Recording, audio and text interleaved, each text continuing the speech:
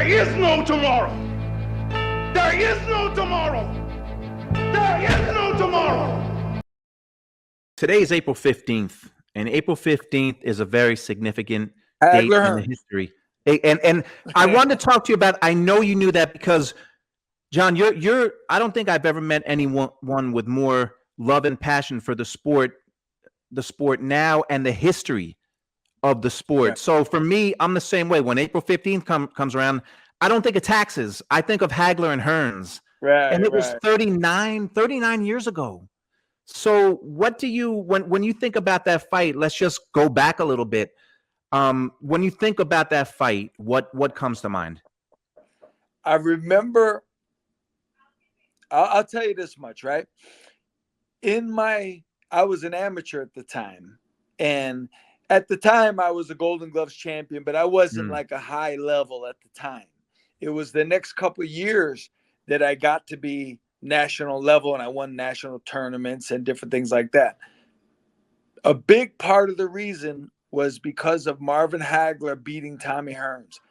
I would go into fights channeling Marvin's mentality, not his style or not his skills or technique, but his mentality. And I remember thinking, you're going to have to kill me. I really want to beat you. And I'm going to be Marvin Hagler. And the famous thing, which is awesome, they say, I don't know if it's verified true, but with Marvin, I believe it. They say when he got the cut and he went to the doctor, said to him, "Can you see?" Now, and he said, "I ain't missing him, am I?" And the doctor went, "All right, go ahead."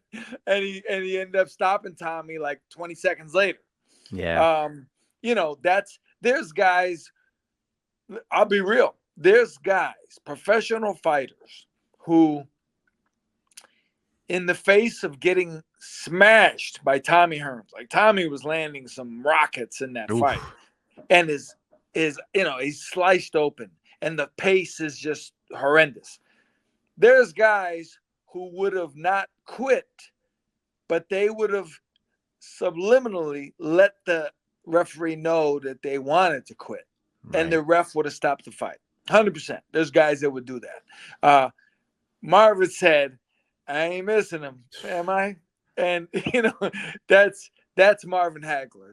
And I know people who trained with him, and they've told me stories of stuff, and it's just spine tingling. You know what I mean? So the fight, it's funny. The fight was awesome. But it needs to be pointed out. And part of the reason it was awesome is because of this.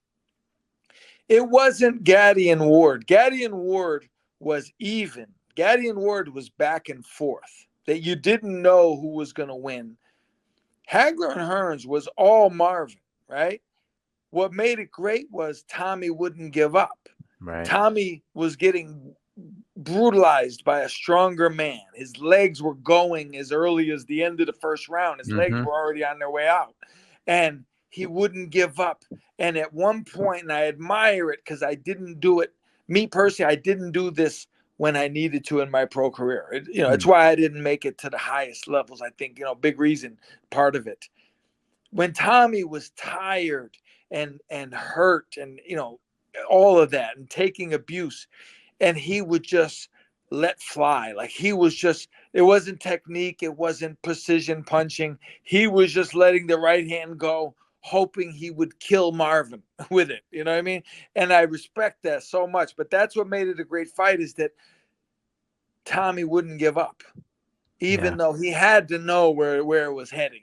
He could feel it.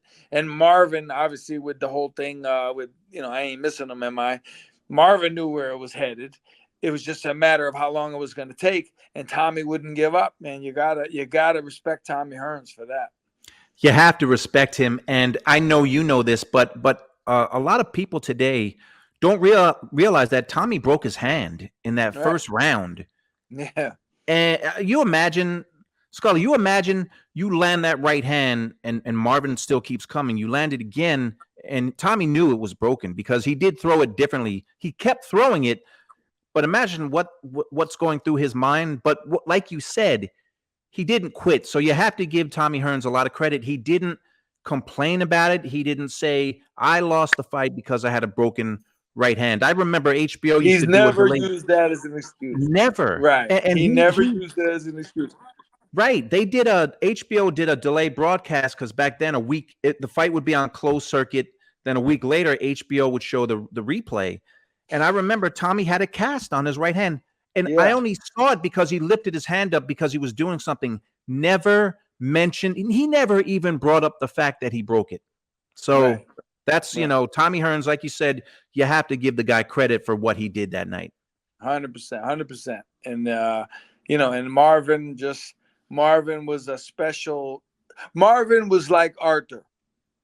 Marvin trained like Arthur. He had the mentality like Arthur. Like, if I'm going to compare who is Arthur, better be of like, he was like Hagler in that regard.